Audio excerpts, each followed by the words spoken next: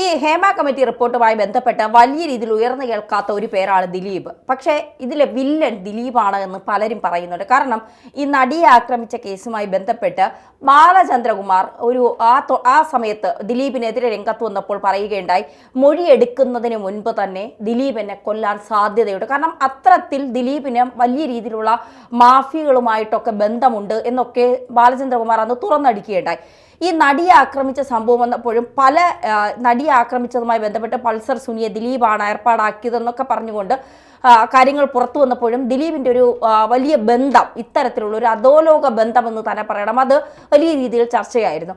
ഇപ്പോൾ ഈ തിലകൻ, സിനിമയിലെ മഹാനടനാണ് തിലകൻ. നമ്മൾ ഇന്നലെ സംസാരിച്ചതുപോലെ പകരം വയ്ക്കാനില്ലാത്തൊരു നടനാണ്, നാടക നടനാണ് ഒക്കെയാണ് തിലകന്റെ സ്ഥാനത്ത് നമുക്ക് ഒരിക്കലും മറ്റൊരാളെ പ്രതിഷ്ഠിക്കാൻ മലയാള സിനിമയിലേക്ക് കഴിയില്ല എന്നുള്ളത് ഒരു യാഥാർത്ഥ്യമാണ്.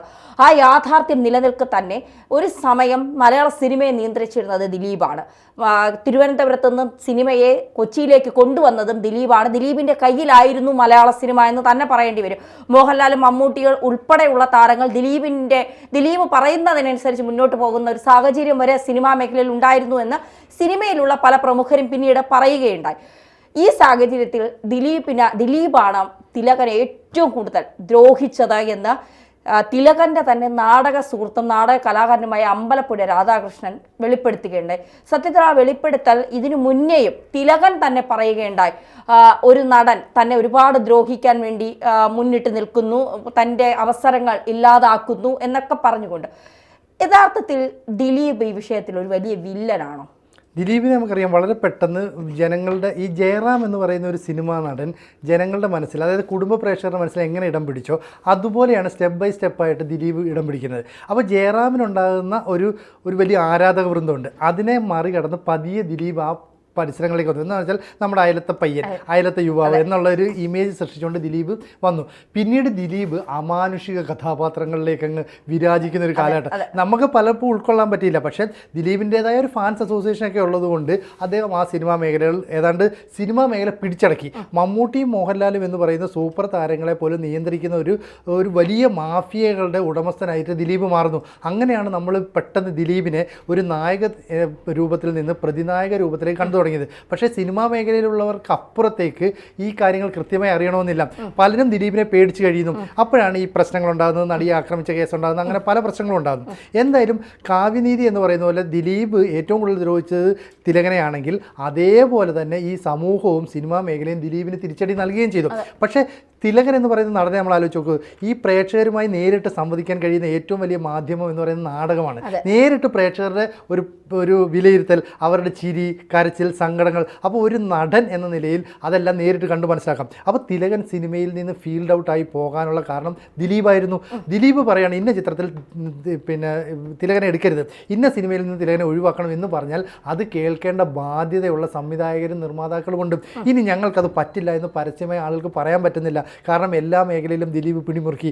സിനിമ നിർമ്മാണത്തിലേക്ക് വന്നിരുന്നു, വിതരണത്തിലേക്ക് വന്നിരുന്നു, ഈ സംവിധാനത്തിന് ആളുകളെ കൊണ്ടുവരുന്നതിലേക്ക് വന്നിരുന്നു. അങ്ങനെ ദിലീപ് ഒരു വലിയ ഒരു മാഫിയ കിങ് ആയി രൂപം കൊണ്ടു. അപ്പോൾ തിലകൻ തന്നെ പറഞ്ഞിരുന്നു തന്നെ ഏറ്റവും കൂടുതൽ ദ്രോഹിച്ച ഒരു നടനാണ്. അദ്ദേഹം ആദ്യമൊന്നും പേര് പറഞ്ഞില്ല, പിന്നെ ഇൻഡയറക്റ്റായിട്ട് ദിലീപിൻ്റെ പേര് തന്നെ പറഞ്ഞിരുന്നു. അപ്പോൾ ദിലീപ് ഉപദ്രവിച്ച് തിലകനെ ഒരു വഴിക്കാക്കി. അപ്പോൾ ഒരു നടൻ വിചാരിച്ചാൽ, ഒരു സംവിധായകൻ വിചാരിച്ചാൽ ഈ സിനിമ ഇൻഡസ്ട്രിയെ മൊത്തം കൈപ്പിടിയിലാക്കാൻ കഴിയും എന്ന് തെളിയിക്കുന്നതായിരുന്നു ദിലീപിൻ്റെ പ്രകടനം. മമ്മൂട്ടിക്കും മോഹൻലാലിനും ഒക്കെ ഇതിനു മുമ്പ് എത്രയോ കാലം മുമ്പേ കഴിയുമായിരുന്നു. പക്ഷേ അവർ അവരുടേതായ ആക്ടിങ് മേഖലയിൽ മാത്രമായി ഒതുങ്ങി നിന്നു, പല കാര്യങ്ങളിലും പ്രതികരിച്ചില്ല. ദിലീപ് അങ്ങനെയല്ല, ഞാനൊരു ഡോൺ ആണ് എന്നുള്ള രീതിയിലുള്ള ഒരു പ്രതീതി സൃഷ്ടിക്കാനായിട്ട് ശ്രമിച്ചു.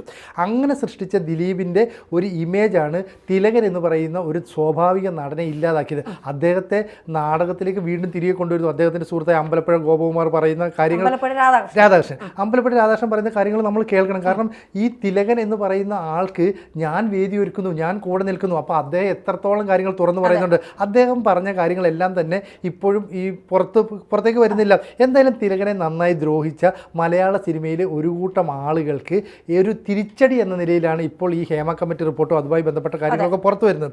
ഇനിയും ഇതിൻ്റെ തിരിച്ചടികൾ ഉണ്ടാവും നമുക്ക് പ്രതീക്ഷിക്കാൻ പറ്റുമോ? തീർച്ചയായിട്ടും ഇനിയും തിലകനെ ദ്രോഹിച്ച അല്ലെങ്കിൽ തിലകൻ പറഞ്ഞ കാര്യങ്ങൾ 100% ശരിയായിരുന്നു എന്ന് ഇപ്പോൾ അന്ന് ദിലീപിനോടൊപ്പം നിന്നവർ പോലും ഇപ്പോൾ അത് മനസ്സിലാക്കുന്നു എന്നുള്ളതാണ് മറ്റൊരു യാഥാർത്ഥ്യം. ഈ മോഹൻലാലിനെയൊക്കെ കുറിച്ച് തിലകൻ ഒരു സമയത്ത് ഒരുപാട് ഇൻ്റർവ്യൂസിലൊക്കെ മോഹൻലാൽ പലപ്പോഴും തനിക്കൊപ്പം നിന്ന ഒരാളാണ്, പക്ഷെ മമ്മൂട്ടിയെ പലപ്പോഴും ചതിയനാണ് എന്നൊക്കെ തുറന്നടിച്ചിട്ടുണ്ട് മമ്മൂട്ടിയെക്കുറിച്ചൊക്കെ. മമ്മൂട്ടി ഇടയ്ക്ക് അത്തരത്തിലൊരു മധ്യസ്ഥത വഹിക്കാൻ എനിക്ക് തിലകനുമായിട്ടുള്ള പ്രശ്നത്തിൻ്റെ ഇടയ്ക്ക് മമ്മൂട്ടി സംസാരിച്ചതൊക്കെ തിലകന് എതിരായിരുന്നു എന്നുള്ളതാണ്. മാത്രമല്ല അമ്മ എക്സിക്യൂട്ടീവ് അംഗം ഗണേഷ് കുമാറിൻ്റെ ഒരു വീഡിയോ ഇന്നലെ ഞാൻ കണ്ടായിരുന്നു. ആ വീഡിയോയിൽ പഴയ വീഡിയോയാ ഗണേഷ് കുമാർ പറയുന്നു, എത്രയെന്ന് പറഞ്ഞിട്ടാണ് ഞങ്ങൾ സഹിക്കുന്നത്, പ്രായത്തെ ബഹുമാനിച്ചു, ഇനി ഞങ്ങൾക്ക് അത്തരത്തിൽ സഹിക്കാൻ കഴിയില്ല, ആ സഹനത്തിൻ്റെ ഏറ്റവും മൂർധന്യ അവസ്ഥയിലെത്തി.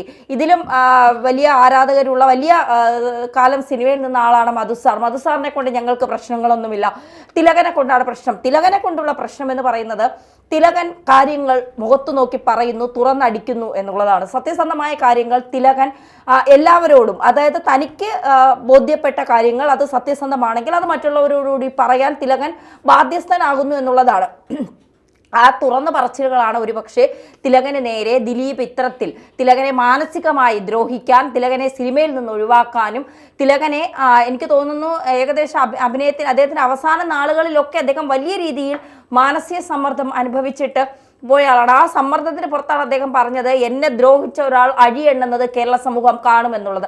അതാണ് ദിലീപ് 85 ദിവസം ജയിലിൽ കിടന്നത്. ഒരുപക്ഷെ ആ മാനസികമായി തകർന്ന ഒരു മനുഷ്യന്റെ, ഒരു നടന്റെ അല്ല, ഒരു മനുഷ്യന്റെ വൈകാരികമായ ഒരു ശാപം കൂടി ചിലപ്പോൾ ദിലീപിന്റെ തലയിൽ വന്നിട്ടുണ്ടാകാം. അതുകൊണ്ടായിരിക്കാം 85 ദിവസം ഒരു താര നക്ഷത്രങ്ങളിൽ നിന്ന് താഴെ ഇറങ്ങി ജയിലിലേക്ക് കിടക്കേണ്ട ആ ഒരു അവസ്ഥയൊക്കെ നമ്മൾ കണ്ടതാണ്.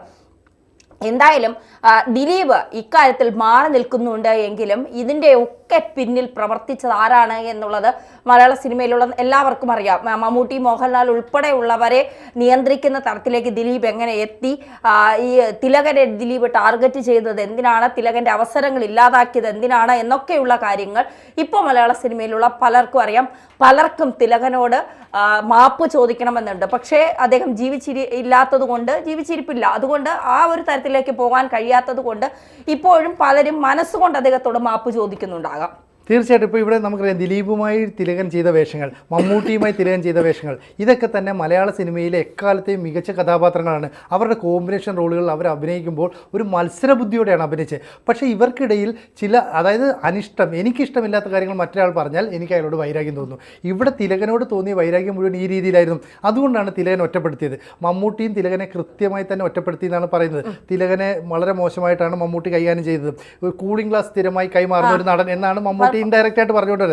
പക്ഷേ നമുക്കറിയാം ഉസ്താദ് ഹോട്ടൽ എന്ന സിനിമയിൽ മമ്മൂട്ടിയുടെ മകനായ ദുൽഖർ സൽമാനും ഈ തിലകനും ചേർന്ന് അഭിനയിച്ച ഒരു സീനുകളൊന്നും ആലോചിച്ചു, എന്തൊരു കോമ്പിനേഷൻ ആയിരുന്നു. അപ്പോൾ ദുൽഖർ സൽമാൻ പോലും ഈ സിനിമ പഠിക്കാൻ വേണ്ടി തിലകൻ ചേട്ടനൊപ്പം പഠിക്കുന്നതിനേക്കാൾ കൂടുതൽ കാര്യങ്ങൾ തിലകനിൽ നിന്ന് പഠിക്കാമെന്ന് കരുതിയിട്ടാണ് തിലകനോടൊപ്പം ആ സിനിമയിൽ അഭിനയിച്ചതെന്ന് എനിക്ക് തോന്നുന്നു. അത് തന്നെ. അപ്പോൾ അത്തരത്തിലുള്ള മികച്ച ഒരു നടനായിരുന്നു തിലകൻ. അപ്പോൾ തിലകനെ ഒഴിവാക്കാൻ വേണ്ടിയിട്ട് ഒരു കാലത്ത് മലയാള സിനിമ ഇൻഡസ്ട്രി നടത്തിയ കൊടും ക്രൂരതകൾ, എത്രത്തോളം മ്ലേച്ഛകരമായ കാര്യങ്ങളാണ്. കാരണം ഒരാൾക്ക് കഴിവുണ്ട്, ടാലൻ്റ് ഉണ്ട്, അയാൾ കൂടുതൽ അംഗീകരിക്കപ്പെടുന്നു. അപ്പോൾ സ്വാഭാവികമായിട്ട് അയാൾ സംസാരിക്കുക എന്ന് പറയുന്ന ഒരു കഴിവും അല്ലെങ്കിൽ ഒരു അയാളുടേതായ ഒരു ശൈലിയുമായിരിക്കാം. ചില കാര്യങ്ങൾ തുറന്നു പറയുന്നു. നമ്മുടെയൊക്കെ ഒരു ശൈലി എന്താ, നമ്മൾ പലപ്പോഴും അനിഷ്ടം തോന്നുന്നു, മറ്റുള്ളവർക്ക് ബുദ്ധിമുട്ടുണ്ടാക്കുന്ന കാര്യങ്ങൾ പറയാതിരിക്കുക ചെയ്യുന്നത്. തിലകൻ അങ്ങനെയല്ല. അയാളൊരു ആക്ടറാണ്, അയാളുടെ കഴിവ് തെളിയിച്ചിട്ടുണ്ട്. അയാൾ ചില കാര്യങ്ങളോട് പൊതുവെ പ്രതികരിക്കുന്നു, സമൂഹത്തോട് മൊത്തത്തിൽ പറയുന്നു. അത് മറ്റുള്ളവർക്ക് ഇഷ്ടമല്ല. ആ ഇഷ്ടക്കേടിന് പാത്രം ആയതുകൊണ്ട് മാത്രം കഥാപാത്രങ്ങൾ നഷ്ടപ്പെട്ട ഒരാളായി തിലകൻ അങ്ങ് മാറുകയാണ്. ഇങ്ങനെ മാറുന്ന തിലകനെ പോലെ ഉള്ളവരെ ദ്രോഹിച്ചവർക്ക് ഈ കാലം കാത്തുവെച്ച തിരിച്ചടികളാണ് ഇത് എന്ന് നമുക്ക് പറയേണ്ടി വരില്ലേ? തീർച്ചയായിട്ടും അത് കാലം കാത്തുവെച്ച തിരിച്ചടി തന്നെയാണ് ഹേമ കമ്മിറ്റി റിപ്പോർട്ട്, അതിലൊരു സംശയവുമില്ല. എന്തായാലും പിന്നെ നമ്മളൊക്കെ ഇത് പറയുന്നുണ്ട് സിനുജി, ഈ വേട്ടക്കാരൊന്നും പുറത്തു വരാൻ പോകുന്നില്ല. ഇവരൊക്കെ നമ്മൾ ഈ ചർച്ച ചെയ്ത് നമുക്കടുത്ത വിഷയം കിട്ടുമ്പോൾ നമ്മൾ അതിലേക്ക് മാറും. ഇവരടുത്ത സിനിമ കിട്ടുമ്പോൾ അടുത്തത് ഇതിലും നല്ല രീതിയിൽ, അല്ലെങ്കിൽ ഇപ്പം എന്താണോ സിനിമയിൽ നടക്കുന്നത് ആ തരത്തിലേക്ക് തന്നെ സിനിമാ ലോകം അതേ വഴി തന്നെ സഞ്ചരിച്ചുകൊണ്ടിരിക്കും. കാരണം ഈ ഹേമ കമ്മിറ്റി റിപ്പോർട്ട് പഠിച്ചു വരാൻ കുറേ സമയമെടുക്കും. സിദ്ദിഖ് മോഹൻലാലിനെ ഈ വേളയിലൊന്നും കണ്ടിട്ടേ ഇല്ല. സിദ്ദിഖ് അതുപോലുള്ള നടൻ മമ്മൂട്ടിയൊക്കെ പഠിച്ചുകൊണ്ടിരിക്കുകയാണ്. ഇവരൊക്കെ പഠിച്ചു കഴിയുമ്പോൾ ഒരു 10 വർഷം കഴിയും. ഈ 10 വർഷം കഴിയുമ്പോൾ അടുത്ത ചൂഷണങ്ങളുടെ ഈ 10 വർഷം കൊണ്ട് അടുത്ത ചൂഷണങ്ങൾ നടക്കും. അടുത്ത റിപ്പോർട്ട് വരും. പിന്നെ ഈ 10 വർഷത്തെ റിപ്പോർട്ടായിരിക്കും അടുത്ത് വരുന്നത്. അപ്പോൾ അടുത്ത ചൂഷണം നടക്കും. അപ്പോൾ ഈ ചൂഷണങ്ങൾ ഇങ്ങനെ തുടർന്നുകൊണ്ടേയിരിക്കും. ഇവരൊക്കെ ഇങ്ങനെ പഠിച്ചുകൊണ്ടേയിരിക്കും. നമ്മളൊക്കെ ഇങ്ങനെ പറഞ്ഞുകൊണ്ടേയിരിക്കും. ഇത് തന്നെയാണ് സംഭവിച്ചുകൊണ്ടേയിരിക്കുന്നത്.